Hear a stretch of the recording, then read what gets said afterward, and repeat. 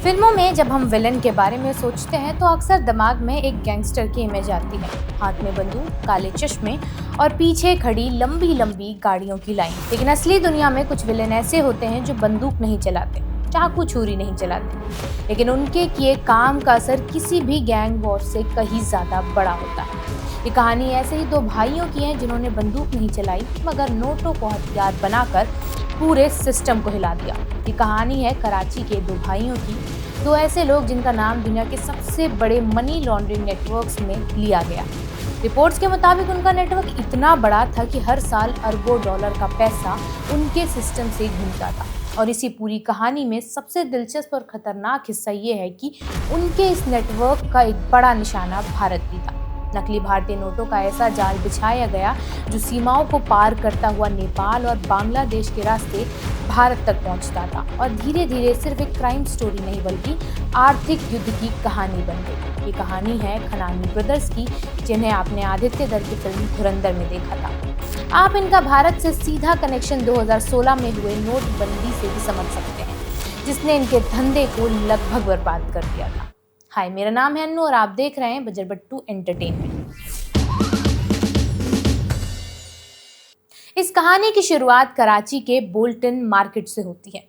आज ये जगह पाकिस्तान के सबसे बड़े करेंसी एक्सचेंज बाजारों में से एक मानी जाती है।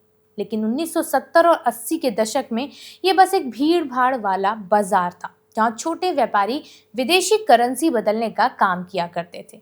इसी बाजार में एक आदमी था जो वहाँ छोटा सा करेंसी एक्सचेंज का काम किया करता था। नाम था अब्दुल सत्तार खनानी। उनका परिवार मूल रूप से भारत के गुजरात के मेमन समुदाय से आता था, जो 1947 के बंटवारे के बाद पाकिस्तान चला गया था। शुरुआत में उनका काम बेहद छोटा सा था। कुछ लोग आते, विदेशी करेंसी बदलवाते और दिन खत्म हो जाता। लेकिन उनके दो बेटे अल्ताफ और जावेद इसी छोटे से धंधे को सिर्फ दुकान के तौर पर नहीं देखते थे। वो समझ चुके थे कि असली ताकत नोट गिनने में नहीं है बल्कि नोटों के नेटवर्क को समझने में है। 1980 के दशक तक आते आते दोनों भाइयों ने अपने पिता का कारोबार पूरी तरह संभाल लिया था। अब ये सिर्फ एक छोटा एक्सचेंज नहीं था बल्कि धीरे धीरे एक व्यवस्थित बिजनेस बन रहा था।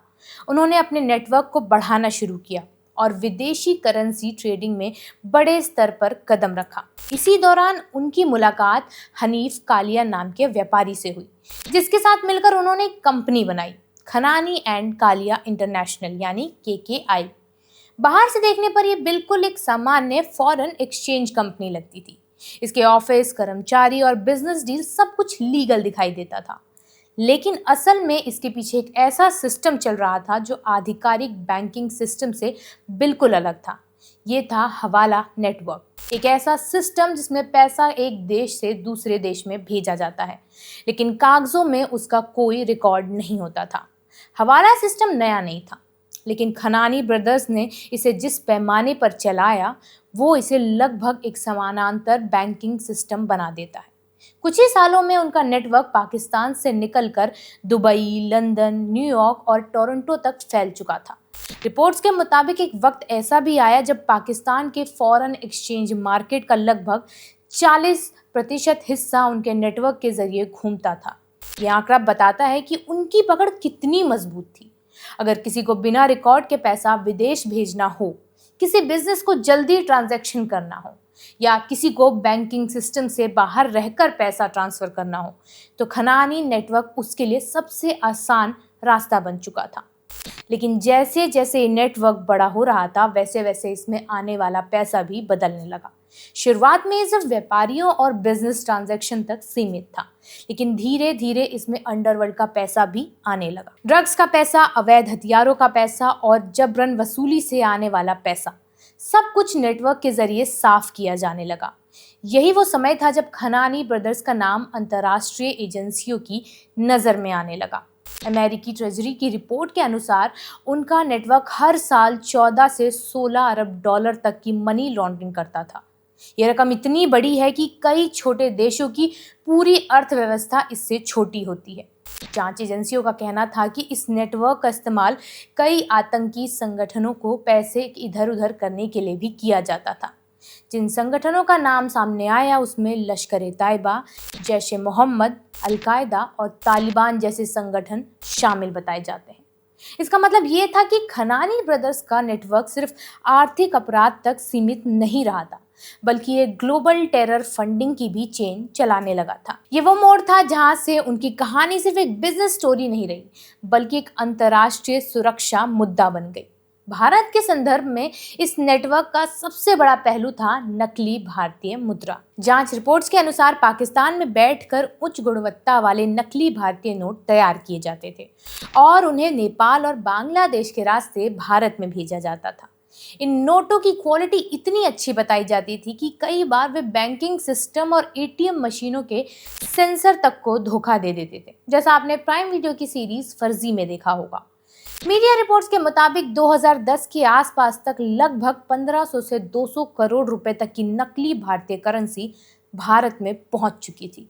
ये सिर्फ एक अपराध नहीं था, बल्कि एक रणनीति भी थी। नकली नोटों का उद्देश्य सिर्फ पैसा कमाना नहीं था, बल्कि भारतीय अर्थव्यवस्था में अव्यवस्था पैदा करना था, महंगाई बढ़ाना था और आतंकी गतिविधियों को फंड करना भी बताया जाता है। इसी दौरान खनानी ब्रदर्स के अंडरवर्ल्ड से कनेक्शन की भी चर्चा होने लगी थी। कई रिपोर्ट्स में यह दावा किया गया कि उनका नेटवर्क भारत के most wanted underworld don Dawood Ibrahim के नेटवर्क से भी जुड़ा हुआ था।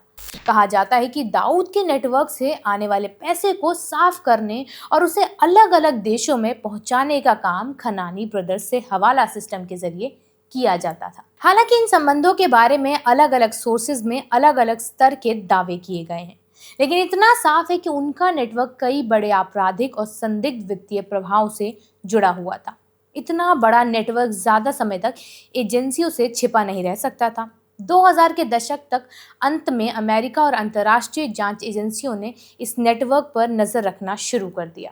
अमेरिकी ड्रग एनफोर्समेंट एडमिनिस्ट्रेशन यानी DEA ने एक अंडर कवर ऑपरेशन शुरू किया। इस ऑपरेशन में एजेंट्स ने खुद को ड्रग स्मगलर्स बताकर खनानी नेटवर्क के लोगों से कनेक्ट किया। धीरे धीरे उन्होंने भरोसा बनाया और बड़ी डील्स के जरिए मनी लॉन्ड्रिंग के सबूत जुटाने शुरू किए। कई महीनों तक चलने वाले इस ऑपरेशन में करोड़ों डॉलर्स के ट्रांजैक्शन रिकॉर्ड किए गए। जब एजेंसीज के पास पर्याप्त सबूत इकट्ठा हो गए तो अगला कदम उठाया गया। अल्ताफ खनानी को एक बड़े बिजनेस डील के बहाने पनामा बुलाया गया। सितंबर 2015 में जैसे ही वो वहां पहुंचे, उन्हें गिरफ्तार कर लिया गया। ये गिरफ्तारी खनानी नेटवर्क के लिए बड़ा झटका थी। इसके बाद उनके नेटवर्क पर कई देशों में कार्रवाई शुरू हुई और उनके कई बैंकिंग चैनल्स बंद कर दिए गए। लेकिन कहानी का एक और बड़ा मोड़ अभी बाकी था, जो सीधे भारत से जुड़ा हुआ था। 8 नवंबर 2016 की रात भारत में एक ऐसा फैसला लिया गया जिसने नकली करेंसी नेटवर्क को अचानक बड़ा झटका दे दिया। उस रात प्रधानमंत्री नरेंद्र मोदी ने ऐलान किया कि 500 और 1000 रुपए के पुराने नोट बंद किए जा रहे हैं। इस फैसले का असर सिर्फ भारत के अंदर नहीं पड़ा, बल्कि सीमा पार बैठे उन नेटवर्क्स पर भी पड़ा जो भारतीय नकली नोटों के जरिए अपना खेल चला रहे थे।